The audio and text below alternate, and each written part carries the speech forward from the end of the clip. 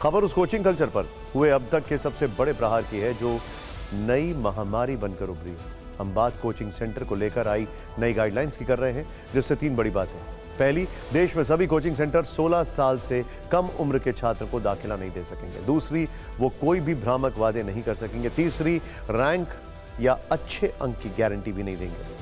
लेकिन नई गाइडलाइंस में कोचिंग संस्थानों के लिए कई और भी शर्तें रखी गई। आइए देखते हैं। दिल्ली का मुखर्जी नगर हो या फिर राजस्थान का कोटा शहर, कोचिंग सेंटर्स की भरमार वाले देश के कई शहरों में देश भर से स्टूडेंट्स पढ़ाई के लिए पहुंचते हैं। ऐसे में कोचिंग सेंटर बच्चों की उम्र की परवाह किए बिना ही उन्हें अपने संस्थान में प्रवेश दे देते हैं। कई बार तो मनमानी फीस वसूलने के केस भी सामने आते हैं।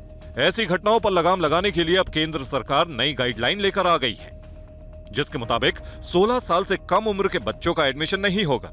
एक दिन में 5 घंटे से ज्यादा कोचिंग क्लास पर पाबंदी होगी। सुबह सुबह और देर रात वाली क्लास पर रोक लगा दी गई है। छात्रों और शिक्षकों को हफ्ते की छुट्टी देना जरूरी कर दिया गया है। भ्रामक वादे, अच्छे नंबर्स, रैंक की गारंटी देने पर भी रोक लगा दी गई है। कुल मिलाकर इस गाइडलाइन से ऐसा माहौल बनाना है जो छात्रों के लिए फायदेमंद हो, न कि कोचिंग संस्थान के लिए। यही वजह है कि नई गाइडलाइंस में इस बात पर भी जोर है कि कोचिंग संस्थान छात्रों पर अच्छे परफॉर्मेंस का प्रेशर नहीं बना सकते। कोचिंग वालों को बच्चों के मेंटल स्ट्रेस का ध्यान रखना होगा। कोचिंग सेंटर में साइकोलॉजिकल काउंसलिंग की भी व्यवस्था होगी। कोई भी ट्यूटर ग्रेजुएट से कम योग्यता वाले नहीं होंगे और वेबसाइट पर उस फैकल्टी की योग्यता, कोर्स की अवधि लिखी होगी। इस सब के बावजूद किसी कोचिंग सेंटर को दिया गया रजिस्ट्रेशन सर्टिफिकेट किसी भी वक्त रद्द कर दिया जाएगा अगर दिशा निर्देशों का उल्लंघन होगा।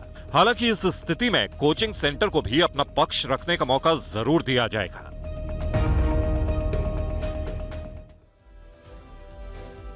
नई गाइडलाइंस में बेलगाम फीस पर ब्रेक लगाने की भी कोशिश की गई है ताकि माता पिता पर दबाव कम हो। अब कोचिंग सेंटर्स हर कोर्स की ट्यूशन फीस फिक्स करेंगे।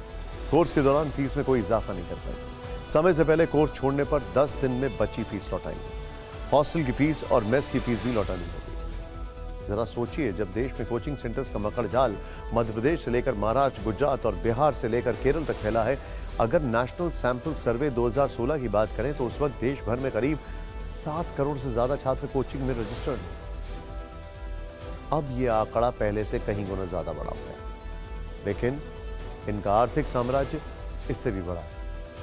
पुणे की कंसल्टेंसी फर्म इफ्नियम ग्लोबल रिसर्च की माने तो मौजूदा समय में भारत के कोचिंग उद्योग का बाजार करीब 60,000 करोड़ रुपए का सकता है, जो 2028 तक 1.25 लाख करोड़ रुपए तक पहुंच जाने का अनुमान है। इस सब का असर यह है कि हर घर में माता पिता को लगने लगा है कि अगर उनके छोटे बच्चों को भी आगे बढ़ना है तो कोचिंग बड़ी जरूरत है, खासकर स्कूल स्तर पर, जहां किंडरगार्टन के बच्चे भी ट्यूशन और कोचिंग पर निर्भर होते जा रहे हैं। ऐसे में हमने नई गाइडलाइंस को लेकर देश के कई शहरों में छात्रों और शिक्षकों से बातचीत की।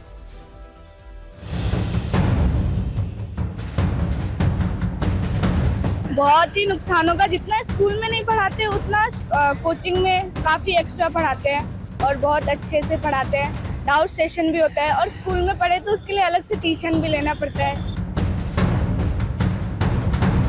हाँ, ये सही है क्योंकि बच्चों पर प्रेशर आ जाता है ज़्यादा, क्योंकि उनकी अपनी स्कूल की भी पढ़ाई होती है एंड उन्हें सीधे पास भी करना होता है, क्लासेस पास करनी होती है एंड जेईई की भी तैयारी, तो काफ़ी ज़्यादा बर्डन आ जाता है उन पे।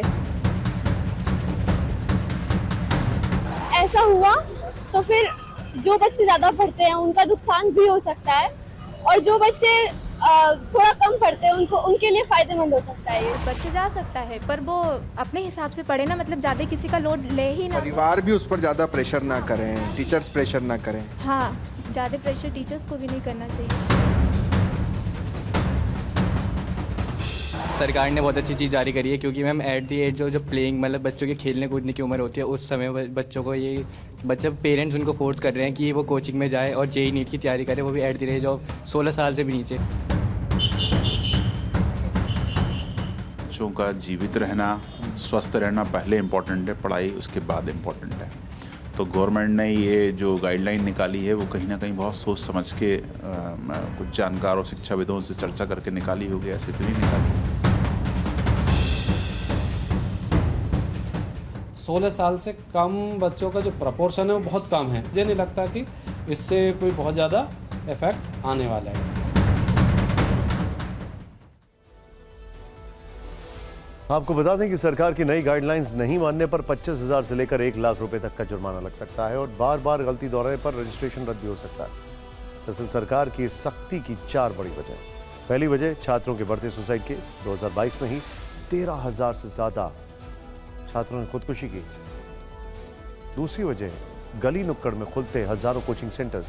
तीसरी वजह कोचिंग सेंटर्स की मनमानी और चौथी वजह कोचिंग सेंटर्स में सुविधाओं की कमी।